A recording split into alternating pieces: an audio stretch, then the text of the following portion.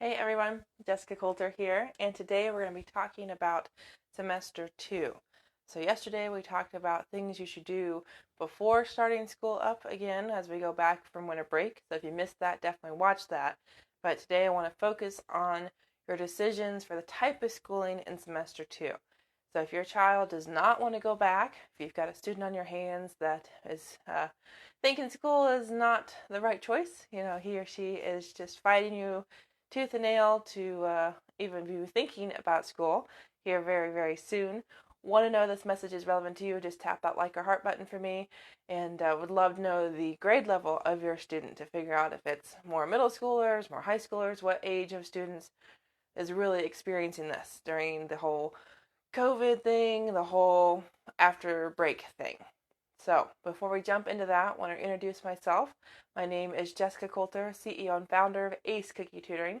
I tutor students that are in the third grade and older on middle school math, proofreading, and essay writing, as well as ACT prep. So, I help with more than that, but those are my specialties. So, if you've got questions, need some help, would love to talk to you. So let's jump into 3 different things you can do if your child just is refusing to go back to school and just has no interest. First idea, kind of first maybe solution would be looking into what your public school or private school offers. So I know a lot of us right now have been doing remote learning, depending on where you live, depending on the policies and how COVID's going and vaccines, all that good stuff, you might be able to go back in person very soon, probably even semester 2, which is going to be by the end of January for most schools. So if that is what's going on with your child, he or she is just over the whole online thing, maybe just convincing him or her that, hey, we're going to be done with semester 1 really soon, and your school is going back in person in so many weeks. Hopefully that would be enough of a selling point. Get through it, do your best, and then you'll get what you want again here very soon. Now, maybe your school is going the hybrid route. So the selling point on that would be, again, if your child wants to be in person, not online, you're not going to be online all the time like you have been since Thanksgiving or maybe earlier, depending on your school. So if that is where you are, then maybe that is what you need to look into, is see if your child is going to be able to go in person, whether it's full-time or even part-time, very soon, because hopefully that would be kind of a light at the end of the tunnel if your child wants to go back in person. Now, I know not all schools are offering that option, so we'll talk about a couple different solutions for you in just a minute. Before we do, though, I wanted to let you know that I am available for a phone call, email conversation, or even a message conversation through Facebook.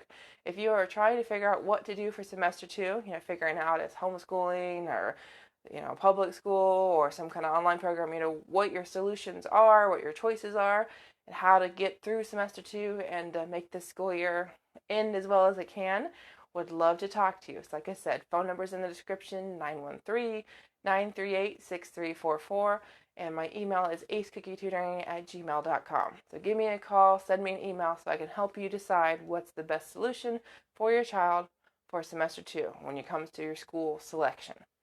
So we talked about online school, possibly transitioning into in-person school, solution 1. Well, solution 2 might be for those students that want to stay online. If your school is going to offer hybrid, some students are learning they love to be at home. They do better when everything's online, they have access to all their assignments, and they don't have to worry about losing things because, yeah, you can lose things on the computer, but it's not the same thing as having something in your backpack and it falling out, or you left it in your locker, or you don't remember which class you last saw it in. So if that's what your child is doing, if that's the kind of student you are or you have, then look into the options for remote learning for the rest of the year. And a lot of schools also offer some kind of online schooling, some kind of virtual program. So that might be a solution you need to look into if your child does not want to go back in person. Now, there are other options not through the school. So K-12 is an option, and that's a program I've talked to a lot for different tutoring students, as well as when I've done my mystery shops. So definitely give them a call or even just look them up online and apply.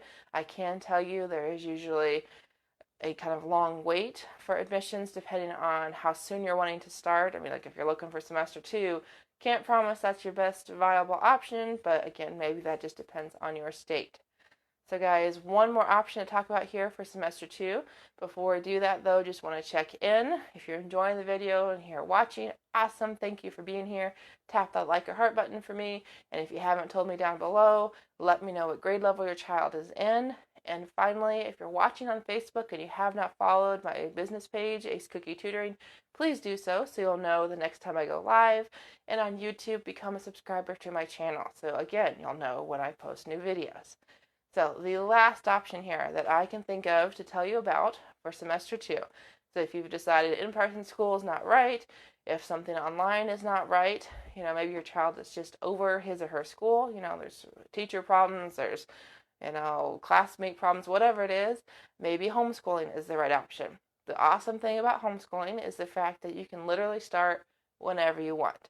Now, I will tell you each state has its own rules, so definitely look into that stuff, figure out how you need to register, how you need to withdraw your students from school, and then also the next big hurdle to that is curriculum and figuring out who's going to teach who and timing and scheduling, all that good stuff.